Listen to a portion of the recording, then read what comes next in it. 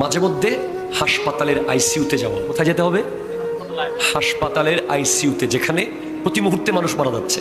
Oxygen লাগিয়ে রেখেছে, একদম জওয়ান জওয়ান, ডক্টর সিনার উপরে চাপ দিচ্ছে, রু ফেরত আসে কিনা। শেষে স্ক্রিন সোজা হয়ে যাচ্ছে আস্তে আস্তে, আওয়াজ এতক্ষণ এক টাইপের হয়েছে, এখন সোজা হয়ে গেছে। ডক্টর সমস্ত সম্পর্ক শেষ নতুন রোগীর সাথে, জাস্ট একটা লাইন বলেছে, উই আর সরি, আমরা ওনাকে বাঁচাতে পারলাম না। আপনি ওখানে একটু গিয়ে জানলা দিয়ে দরজা দিয়ে তাকিয়ে থাকবেন, আপনিও ওই জায়গায় থাকতে পারতেন। আপনিও একটা নিঃশ্বাস নেওয়ার জন্য হাজার হাজার টাকা জায়গা সম্পত্তি বিক্রি করে আপনাকেও দিতে হতে পারত, কিন্তু আল্লাহ আপনাকে সম্পূর্ণ ফ্রিতে দয়া করে নিঃশ্বাস নেওয়ার সুযোগ করে দিয়েছে। এই উপলব্ধি যদি আপনার মধ্যে আসে, তখন আপনার মধ্যে একটা জিনিস আসবে। এখন আমরা যখন গুনাহ করি, একবার ভাবেন আল্লাহর কুদরতের অন্তরে কত কষ্ট হয়। যিনি চোখের জানালাগুলো খোলাচ্ছেন আর বাঁধাচ্ছেন, একদিনের জন্য চোখ খোলা বাঁধা বন্ধ হয় নাই।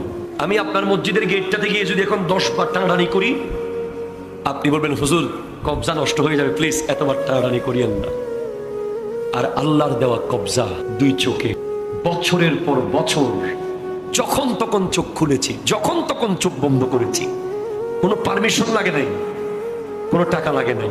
সেই আল্লাহ গুনাহ করতে মানা করেছে।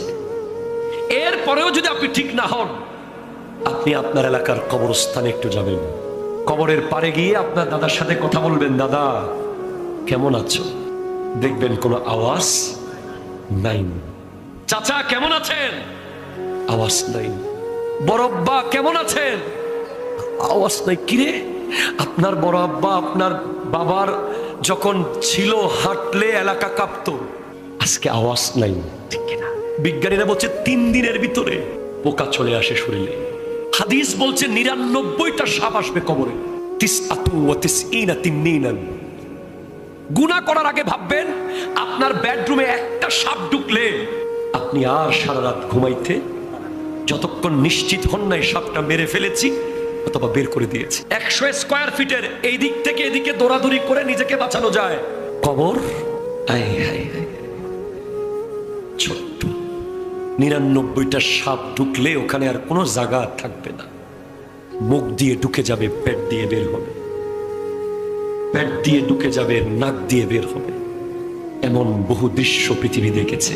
99টা লাগবে না, একটা যথেষ্ট। একটা সাপ